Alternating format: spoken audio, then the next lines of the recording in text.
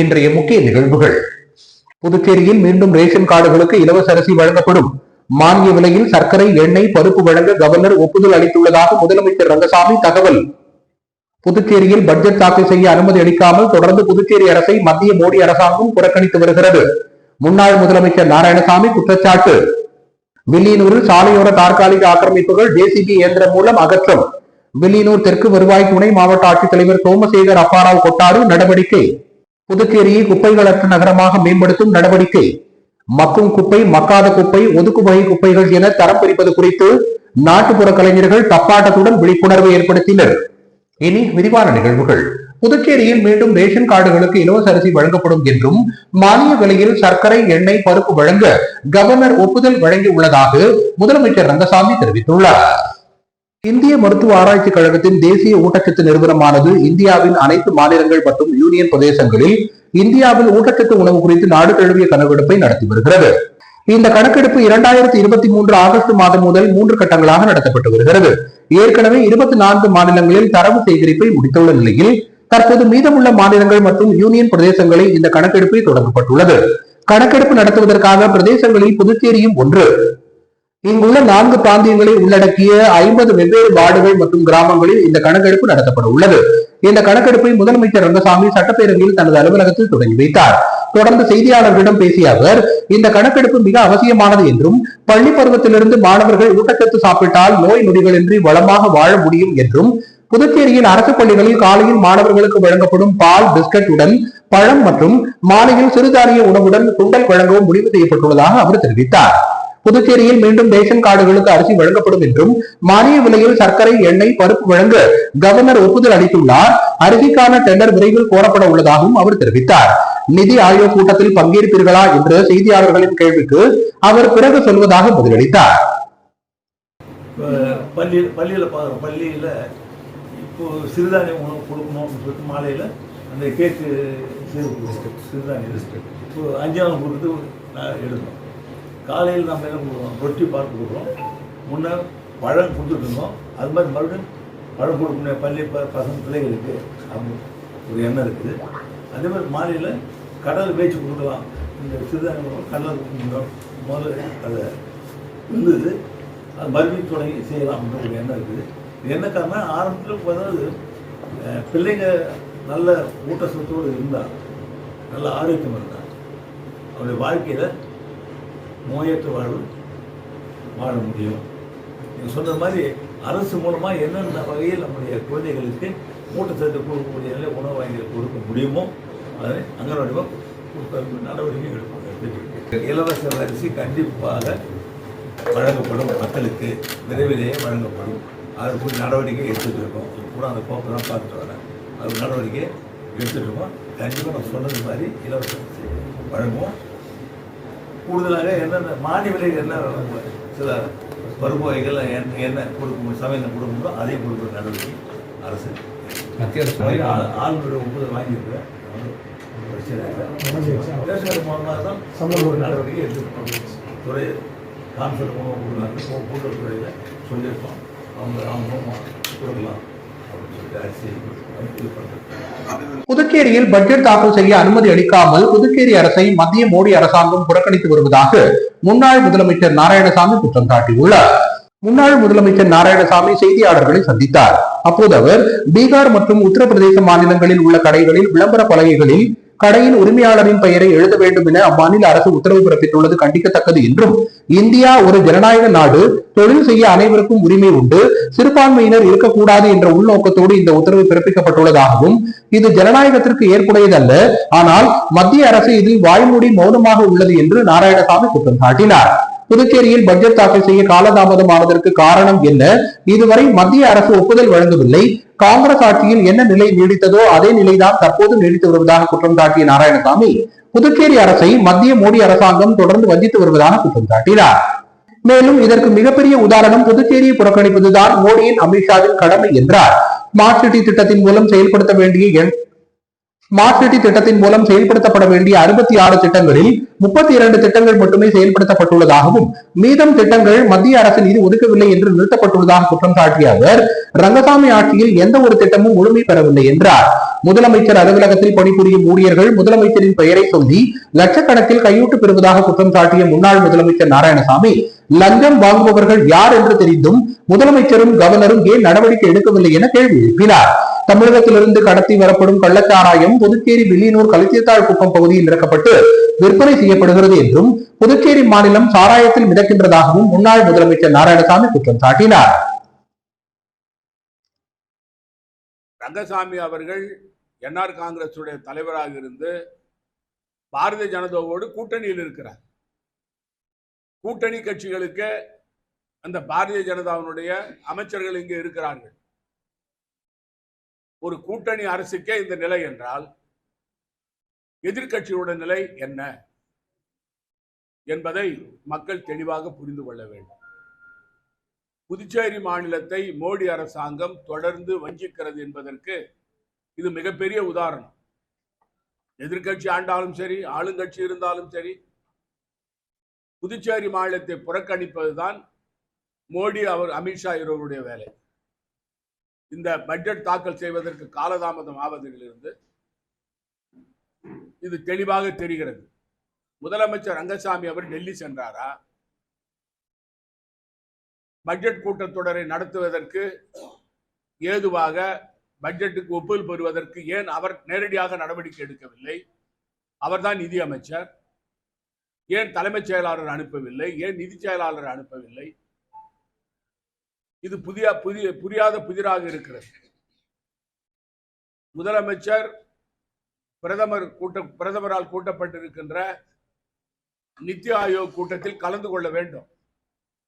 ஏனென்றால் அந்த நித்தி ஆயோக் கூட்டத்தில் தான் புதுச்சேரிக்கு மாநில அந்தஸ்து மத்திய அரசு வழங்க வேண்டும் என்று வலியுறுத்துவதற்கான வாய்ப்பு இருக்கிறது. தொடர்ந்து புதுச்சேரிக்கு மாநில அந்தஸ்து வாங்குவதுதான் எனது கொள்கை என்று சொல்லுகின்ற ரங்கசாமி மத்திய அரசினுடைய நித்தி ஆயோக் கூட்டத்தை புறக்கணிப்பாரா? அல்லது அங்கு சென்று புதுச்சேரிக்கு மத்திய அரசு நிதி அதிகமாக வழங்க வேண்டும், வளர்ச்சி திட்டங்களுக்கு நிதி கொடுக்க வேண்டும், தொழிற்சாலைகள் கொண்டு வருவதற்கு ஒத்துழைப்பு தர வேண்டும் மற்றும் மாநில அந்தஸ்தை உடனடியாக வழங்க வேண்டும் என்று கேட்பாரா? 3 ஆண்டு காலம் தூங்கிவிட்டு இப்பொழுது முதலமைச்சர் இந்த கூட்டத்தில் கலந்து கொண்டால்தான் மாநிலத்திற்கு அவர் உண்மையாக பணி செய்கிறார் என்ற ஒரு நிலை ஏற்படும்.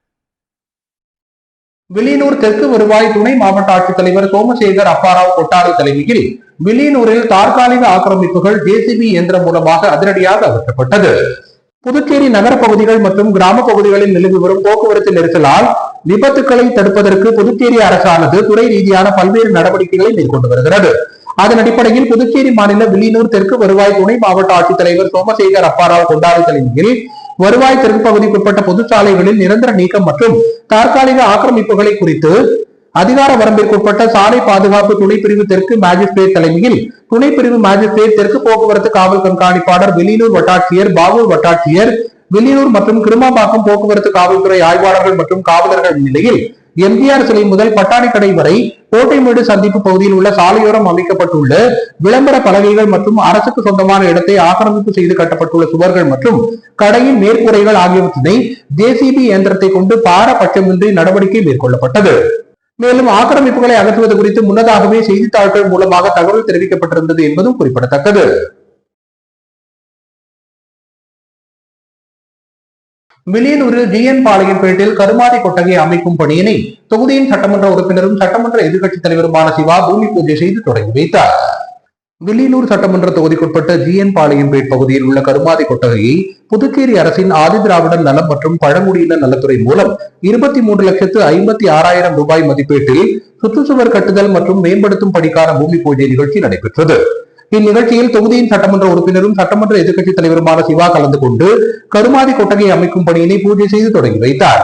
இந்நிகழ்ச்சியில் ஆதிதிராவிடர் நலத்துறை இயக்குநர் இளங்கோவன், ஊர் முக்கியஸ்தர்கள் வீரக்கண்ணு, ராமஜெயம், பழனி, தங்க கதிர்வேல், சந்தோஷ், தெய்வநாயகம், புவனேஷ், முருகையன், ஆனந்து, ரகு, முத்து, அருண், செந்தில், விஜயரங்கம், மனோ, சக்திவேல், வெங்கடேஷ், ரமா, விஜி, வினோதினி, பவானி, மாசிலாமணி மற்றும் திமுக தொகுதி செயலாளர் மணிகண்டன், பொதுக்குழு உறுப்பினர்கள் ராமசாமி, தர்மராஜ், அவைத் தலைவர் ஜலால் ஹனீப், வர்த்தக அணி அமைப்பாளர் ரமணன், தொழிலாளர் முன்னேற்ற பேரவைத் தலைவர் அங்காளன், ஆதிதிராவிடர் அணி தலைவர் பழனிசாமி, அணிகளின் துணை அமைப்பாளர்கள் சரவணன், காளி, கோபி, பஜாலுதீன், தொகுதி துணை செயலாளர்கள் ஜெகன்மோகன், ஹரிகிருஷ்ணன் உள்ளிட்ட ஏராளமானோர் கலந்து கொண்டனர்.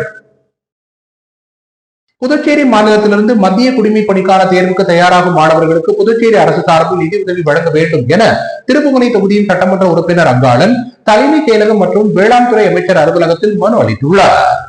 புதுச்சேரி மாநிலத்திலிருந்து ஒவ்வொரு ஆண்டும் பல மாணவர்கள், இளைஞர்கள் மத்திய குடிமை பணிக்கான தேர்வில் பங்கேற்கின்றனர். இந்த தேர்வானது 3 நிலைகளில் நடத்தப்படுகிறது. அவற்றில் முதல் நிலை தேர்வில் வெற்றி பெற்று மாணவர்கள் 2ஆம் கட்ட தேர்வான முதன்மை தேர்வுக்கு தங்களை தயார் செய்யும் போது அதற்கு நிறைய புத்தகங்கள் மற்றும் பயிற்சி மையங்களில் சேர்ந்து தங்களை தேர்விற்கு தயார் செய்கின்றனர். அது சமயம் ஏழை எளிய மாணவர்கள் பெரும் சிரமத்திற்கு உள்ளாகின்றனர். ஆகையால் முதன்மை தேர்வுக்கு தயாராகும் மாணவர்களின் பொருளாதார சிரமங்களை போக்கும் வகையில் முதன்மை தேர்வுக்கு தயாராகும் மாணவர்களுக்கு புதுச்சேரி அரசு சார்பில் 30,000 ரூபாய் உதவித்தொகை மற்றும் 3ஆம் நிலை தேர்வான நேர்காணலில் தலைநகர் டெல்லியில் உள்ள மத்திய குடிமைப் பணி அலுவலகத்திற்கு சென்று வருவதற்கான அனைத்து செலவினங்களையும் புதுச்சேரி அரசு வழங்கி நமது மாநிலத்திலிருந்து பல மத்திய அதிகாரிகள் உருவாக்கும் சூழ்நிலை ஏற்படுத்த வேண்டும் என தலைமை செயலகம் மற்றும் நலம் மற்றும் குடிமைப் பொருள்துறை செயலாளர் முத்தம்மா IAS மற்றும் வேளாண் துறை அமைச்சர் அலுவலகத்தில் சட்டமன்ற உறுப்பினர் அங்காளன் மனு அளித்துள்ளார். புதுச்சேரியில் பிரசித்தி பெற்ற ஜோஸ் ஆலுகாஸ் நகை நிறுவனத்தில் ஆடி மாத சிறப்பு தள்ளுபடி விற்பனை தொடங்கியுள்ளது. புதுச்சேரியில் பிரசித்தி பெற்ற ஜோஸ் ஆலுகாஸ் நகை நிறுவனத்தில் ஆடி தள்ளுபடி சிறப்பு விற்பனை துவக்க நிகழ்ச்சி நடைபெற்றது. இந்நிகழ்ச்சியை ஜோஸ் ஆலுகாஸ் கிளை மேலாளர் நிஜோ துவக்கி வைத்தார். இதில் வாடிக்கையாளர்கள், கிளையின் ஊழியர்கள் கலந்து கொண்டனர். சிறப்பு விற்பனையில் தங்கம் வாங்கும் அனைவருக்கும் வெள்ளி இலவசமாக வழங்கப்படுகிறது. மேலும் வைரத்தின் மதிப்பில் 20% தள்ளுபடியும், பிளாட்டினத்தில் 7% தள்ளுபடியும், வெள்ளி மெட்டி கொலுசுக்கு செய்கூலி சேதாரம் இல்லை என்றும் அறிவிக்கப்பட்டுள்ளது. மதகடிப்பட்டில் அமைந்துள்ள ஸ்ரீ மணக்குள விநாயகர் கலை மற்றும் அறிவியல் கல்லூரியில் 2024-2025 கல்வி ஆண்டிற்கான 1ஆம் ஆண்டு மாணவர்களுக்கான வகுப்புகள் துவக்க நிகழ்ச்சி வெகு விமரிசையாக நடத்தப்பட்டது. மதகடிப்பட்டு ஸ்ரீ மணக்குள விநாயகர் கலை மற்றும் அறிவியல் கல்லூரியில் 1ஆம் ஆண்டு மாணவர்களுக்கான வகுப்புகள் துவக்க விழா வெள்ளிக்கிழமை அன்று நடைபெற்றது. இந்நிகழ்ச்சியில் ஓசூர் NT&Co நிறுவனர் சீனிவாசன், காலாப்பட்டு புதுச்சேரி தொழில்நுட்ப பல்கலைக்கழகத்தின் கணினி அறிவியல் துறை பேராசிரியர் டாக்டர் மனோகரன் ஆகியோர் சிறப்பு விருந்தினர்களாக கலந்து கொண்டு சிறப்புரையாற்றினர். இந்நிகழ்ச்சியில் தக்ஷசீலா பல்கலைக்கழக வேந்தர் மற்றும் ஸ்ரீ மணக்குள விநாயகர் கல்வி அறக்கட்டளையின் தலைவர் மற்றும் மேலாண் இயக்குனர் தனசேகரன் தலைமை தாங்கினார். மேலும் செயலாளர் டாக்டர் நாராயணசாமி கேசவன், பொருளாளர் ராஜராஜன், கல்லூரியின் இயக்குனர் மற்றும் முதல்வர் டாக்டர் வெங்கடாஜலபதி ஆகியோர் வாழ்த்துரை வழங்கினர். நிகழ்ச்சியில் கலை மற்றும் அறிவியல் கல்லூரியின் முதல்வர் டாக்டர் முத்துலட்சுமி வரவேற்புரையாற்றினார். 2 அமர்வுகளாக நடைபெற்ற நிகழ்ச்சியின் நிறைவாக கல்லூரியின் இயற்பியல் துறை தலைவர் டாக்டர் ஜெயவர்தனன் நன்றி கூறினார். நிகழ்ச்சிக்கான ஏற்பாடுகளை ஆங்கிலத்துறை தலைவர் இஸ்ரத் ஜஹான் சிறப்பாக செய்திருந்தார். புதுச்சேரியை குப்பைகளற்ற நகரமாக மேம்படுத்தும் வகையில் மக்கும் குப்பை, மக்காத குப்பை, ஒதுக்கு வகை குப்பைகள் என தரம் பிரிப்பது குறித்து நாட்டுப்புற கலைஞர்களின் தப்பாட்டத்துடன் பொதுமக்களிடையே விழிப்புணர்வு ஏற்படுத்தப்பட்டது. புதுச்சேரி அரசு உள்ளாட்சித்துறை மற்றும் நகராட்சிகள் மூலம் தூய்மையான புதுச்சேரி, பசுமையான புதுச்சேரி என்ற கருத்தை மையமாக வைத்து புதுச்சேரியை குப்பைகளற்ற நகரமாக மேம்படுத்த வேண்டும் என பல்வேறு பொதுமக்களுக்கு விழிப்புணர்வு ஏற்படுத்தப்பட்டு வருகிறது. இதன் ஒரு பகுதியாக புதுச்சேரி மற்றும் உழவர்கரை நகராட்சி சார்பில் வீடுகளில் சேரும் குப்பைகளை மக்கும் குப்பை மற்றும் மக்காத குப்பைகள் என எவ்வாறு தரம் பிரித்து தூய்மை பணியாளர்களிடம் வழங்க வேண்டும் என்பது குறித்து கலைக்குழுக்களின் பாடல் மூலம் விழிப்புணர்வை ஏற்படுத்தும் நிகழ்ச்சி நடைபெற்றது. புதுச்சேரி வெங்கடா நகர் பூங்கா அருகே நடைபெற்ற நிகழ்ச்சியில் நாட்டுப்புற கலைஞர்கள் தப்பாட்டம் மற்றும் விழிப்புணர்வு பாடல்கள் மூலம் குப்பைகளை தரம் பிரிப்பது குறித்து விழிப்புணர்வை ஏற்படுத்தினர். மேலும் இதில் கலந்து கொண்ட பணியாளர்கள் குப்பைகளை தரம் பிரிப்பது குறித்து விழிப்புணர்வு பதாகைகளையும் கையில் ஏந்தியபடி துண்டு பிரசுரங்களை பொதுமக்களுக்கு விநியோகம் செய்தும் விழிப்புணர்வை ஏற்படுத்தினர். அதன்படி சமையல் அறை கழிவுகள், அழியும் பொருட்கள், மாமிசம், கரைப்படிந்த காகிதம் இவைகளை மக்கும் குப்பைகளாகவும், நெகிழி, கண்ணாடி, உலோகம் ஆகியவைகள் மக்கா குப்பைகள் என்றும், துணி, நகம், டிஷ்யூ பேப்பர், பிளேடு, ரேசர் போன்ற பொருட்கள் ஒதுக்கு வகை குப்பைகள் என்றும் தரம் பிரித்து மக்களுக்கு விழிப்புணர்வு ஏற்படுத்தப்பட்டது. இதில் புதுச்சேரி மற்றும் உழவர்கரை நகராட்சியை சேர்ந்த ஊழியர்கள், அதிகாரிகள் அனைவரும் திரளாக கலந்து கொண்டனர்.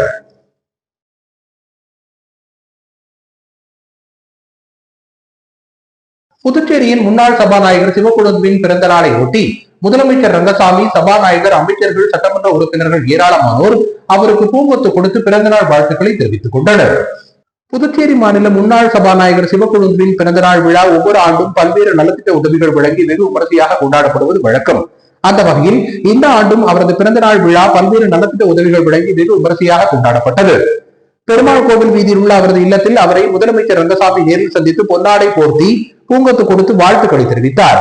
அவரை தொடர்ந்து உள்துறை அமைச்சர் நமசிவாயம், சபாநாயகர் செல்வம், சட்டமன்ற உறுப்பினர்கள் VP ராமலிங்கம், KSP ரமேஷ், சப்தகிரி குழும நிர்வாக இயக்குநர் VPS ரமேஷ்குமார் மற்றும் தொழிலதிபர்கள், பல்வேறு கட்சிகளைச் சேர்ந்த நிர்வாகிகள் பலர் கலந்து கொண்டு பிறந்தநாள் கொண்டாடிய முன்னாள் சபாநாயகர் சிவக்கொழுந்துவுக்கு பிறந்தநாள் வாழ்த்துக்களை தெரிவித்துக் கொண்டனர்.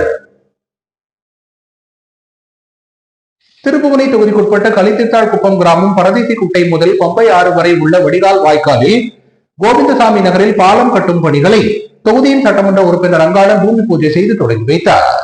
திருப்புவனை சட்டமன்ற தொகுதிக்குட்பட்ட களித்தித்தாள் குப்பம் கிராமம் பரதேசி குட்டை முதல் பம்பை ஆறு வரை உள்ள வடிகால் வாய்க்காலில் கோவிந்தசாமி நகரில் பாலம் கட்டுமான பணிக்கு 14,46,000 ரூபாய் ஒதுக்கீடு செய்யப்பட்டுள்ளது. இப்பணிகளுக்கான பூமி பூஜை நிகழ்ச்சி பொதுப்பணித்துறை சார்பில் நடைபெற்றது. இதில் திருப்புவனை தொகுதியின் சட்டமன்ற உறுப்பினர் அங்காளன் கலந்து கொண்டு பூமி பூஜை செய்து பணிகளை தொடங்கி வைத்தார். இந்நிகழ்ச்சியில் பொதுப்பணித்துறை நீர்ப்பாசன கோட்ட செயற்பொறியாளர் ராதாகிருஷ்ணன், உதவி பொறியாளர் செல்வராசு, இளநிலை பொறியாளர் முருகன், திருப்புவனை காவல் நிலைய உதவி ஆய்வாளர் இளங்கோ மற்றும் ஊர் பிரமுகர்கள், பொதுமக்கள், சட்டமன்ற உறுப்பினரின் ஆதரவாளர்கள் பலரும் கலந்து கொண்டனர். மறைந்த முன்னாள் MP ப. கண்ணனுக்கு பாராளுமன்றத்தில் இரங்கல் குறிப்பு வாசித்து இரங்கல் தெரிவித்து துணை ஜனாதிபதி ஜெகதீப் தன்கருக்கு தன் சார்பாகவும் தன் குடும்பத்தினர் சார்பாகவும் நெஞ்சார்ந்த நன்றியை தெரிவித்துக் கொள்வதாக கண்ணனின் மகன் விக்னேஷ் கண்ணன் தெரிவித்துள்ளார். மறைந்த முன்னாள் MP கண்ணனின் மகன் விக்னேஷ் கண்ணன் இது தொடர்பாக வெளியிட்டுள்ள செய்திக்குறிப்பில், நடைபெற்ற பாராளுமன்ற கூட்டத்தொடரில் துணை ஜனாதிபதி வாசித்த இரங்கல் செய்தியில் 2023 நவம்பர் மாதம் 5ஆம் தேதி அன்று அந்த அவையின் முன்னாள் உறுப்பினராக இருந்த கண்ணன் இயற்கை எய்தினார். அவர் புதுச்சேரி யூனியன் பிரதேசத்தை பிரதிநிதித்துவப்படுத்தி இந்த அவையின் உறுப்பினராக இருந்தார். 1949ஆம் ஆண்டு ஆகஸ்ட் மாதம் 20ஆம் தேதி அன்று புதுச்சேரியில் பிறந்த கண்ணன் மிகவும் இளம் வயதிலேயே அரசியலில் ஈடுபட்டு 1985, 1991, 1996 ஆகிய ஆண்டுகளில் 3 முறை சட்டமன்ற உறுப்பினராக இருந்தார். அவர் 1991ஆம் ஆண்டு மற்றும் 1996ஆம் ஆண்டுகளில் புதுச்சேரி சட்டமன்றத்தின் சபாநாயகராகவும் புதுச்சேரி அரசின் அமைச்சராகவும் பணியாற்றினார். இந்திய நாடு புதுச்சேரி மாநிலத்தின் உயர்ந்த தலைவர்களில் ஒருவராகவும் அனுபவம் வாய்ந்த சட்டமன்ற உறுப்பினராகவும் திறமையான நிர்வாகியாகவும் இருந்த ஒருவரை இழந்துள்ளது மிகவும் வருத்தத்துக்குரியது என்றும் கண்ணன் மறைவுக்கு இந்த அவை ஆழ்ந்த இரங்கலை தெரிவிக்கிறது என துணை ஜனாதிபதி தெரிவித்துள்ளார். பாராளுமன்ற பேரவையில் தனது தந்தையும் முன்னாள் MPயுமான ப. கண்ணனுக்கு துணை ஜனாதிபதி இரங்கல் தெரிவித்ததற்கு தன் சார்பாகவும் தனது குடும்பத்தினர் மற்றும் ப. கண்ணனின் ஆதரவாளர்கள் சார்பாகவும் நெஞ்சார்ந்த நன்றியை தெரிவித்துக் கொள்வதாக குறிப்பிட்டுள்ளார். அரியாங்குப்பம் தொகுதிக்குட்பட்ட அருந்ததிபுரம் அரசு தொடக்கப் பள்ளியில் பயிலும் மாணவ மாணவிகளுக்கு கல்வி சார்ந்த உபகரணங்களை அதிமுக மாநில கழக பொருளாளர் ரவி பாண்டுரங்கன் வழங்கினார். அரியாங்குப்பம் சட்டமன்ற தொகுதிக்குட்பட்ட அருந்ததிபுரம் அரசு தொடக்கப்பள்ளி மாணவ மாணவிகளுக்கு புத்தகப்பை, நோட்டு புத்தகம், பென்சில் ஆகிய கல்வி உபகரணங்கள் வழங்கும் நிகழ்ச்சி பள்ளி வளாகத்தில் நடைபெற்றது. இந்நிகழ்ச்சியில் பள்ளியின் பொறுப்பாசிரியர் சுந்தரமூர்த்தி அனைவரையும் வரவேற்க சிறப்பு விருந்தினராக அதிமுக மாநில கழக பொருளாளர் ரவி பாண்டுரங்கன் கலந்து கொண்டு தனது சொந்த செலவில் மாணவ மாணவியர்களின் பெற்றோர்கள் முன்னிலையில் மாணவ மாணவிகளுக்கு கல்வி சார்ந்த உபகரணங்களை வழங்கினார். மாணவர்களும் பெற்றோர்களும் மகிழ்ச்சியோடு அதனை பெற்றுக் கொண்டு ரவி பாண்டுரங்கனுக்கு நன்றி தெரிவித்தனர். நிகழ்ச்சி நிறைவாக ஆசிரியை சுதா நன்றி கூறினார். இந்நிகழ்ச்சிக்கான ஏற்பாடுகளை ஆசிரியர் பழனி ராஜா சிறப்பாக செய்திருந்தார். இந்நிகழ்ச்சியில் தொகுதி கழக அதிமுக செயலாளர் ராஜா, வார்டு கழக செயலாளர் ஜெயக்குமார், அதிமுக பிரமுகர்கள் ஜீவா, சிவா, நாகராஜ் ஆகியோர் கலந்து கொண்டனர். ராஷ்டிரிய ஜனதா தளம் கட்சியின் முன்னாள் தலைவர் மறைந்த சஞ்சீவி நினைவு நாளை ஒட்டி கண்டமங்கலம் முன்னாள் ஊராட்சி மன்ற தலைவர் ஜெகநாதன் தலைமையில் மரப்பாலம் சந்திப்பில் திருவுருவப் படத்திற்கு மலர் தூவி மரியாதை செலுத்தப்பட்டது. ராஷ்டிரிய ஜனதா தளம் கட்சியின் முன்னாள் தலைவர் மறைந்த சஞ்சீவி நினைவு நாளை முன்னிட்டு கண்டமங்கலம் முன்னாள் ஊராட்சி மன்ற தலைவர் ஜெகநாதன் தலைமையில் மரப்பாலத்தில் உள்ள அவரது திருவுருவப் படத்திற்கு மலர் தூவி அஞ்சலி செலுத்தி பொதுமக்களுக்கு அன்னதானம் வழங்கப்பட்டது. இந்நிகழ்ச்சியில் திரளான பொதுமக்கள் கலந்து கொண்டனர். இத்துடன் இன்றைய நிகழ்வுகள் நிறைவடைந்தன. வணக்கம்.